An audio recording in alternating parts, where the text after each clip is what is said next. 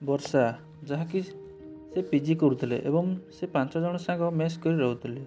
ସେ 5 ଜଣଙ୍କ ମଧ୍ୟରୁ ଜଣେ ସବୁବେଳେ ହସୁଥାଏ ଓ ସମସ୍ତଙ୍କୁ ହସଉଥାଏ। ଜଣେ ଶାନ୍ତ ଓ ପଢ଼ାରେ ମଧ୍ୟ ସାହାଯ୍ୟ କରୁଥାଏ। ଆଉ ଜଣେ ଗୀତ ଓ ଡ୍ୟାନ୍ସ କରୁଥାଏ। ସେ ହଷ୍ଟେଲ ତାଙ୍କର ଏମିତି ହସଖୁସି ଜୀବନ ଆନନ୍ଦରେ କଟୁଥିଲା। ଦିନକର ଘଟଣା।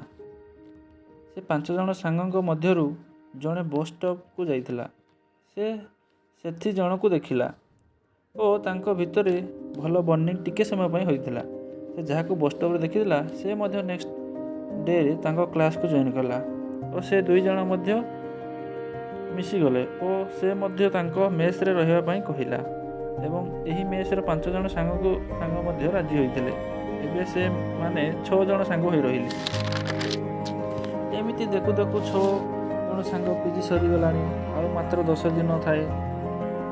ସେ 10 ଦିନ ମଧ୍ୟ ସରିଗଲା। ସେମାନେ ବହୁତ ମଜାମସ୍ତି କରୁଥିଲେ।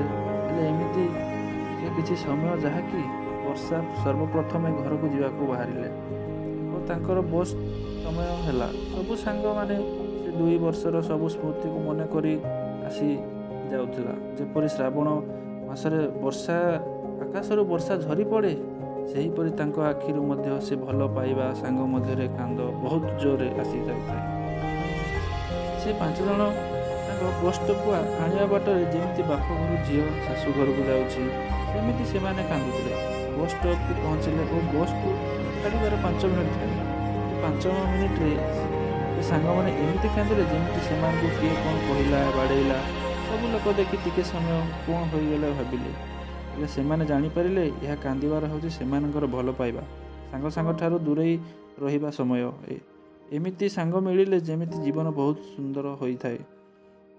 ଜାଗା ବଦଳି ଯାଏ, ହେଲେ କିନ୍ତୁ ଭଲ ସାଙ୍ଗ ମିଳିଲେ ଜୀବନରେ ଆଉ ସୁନ୍ଦରମୟ ହୋଇ ରହିଥାଏ।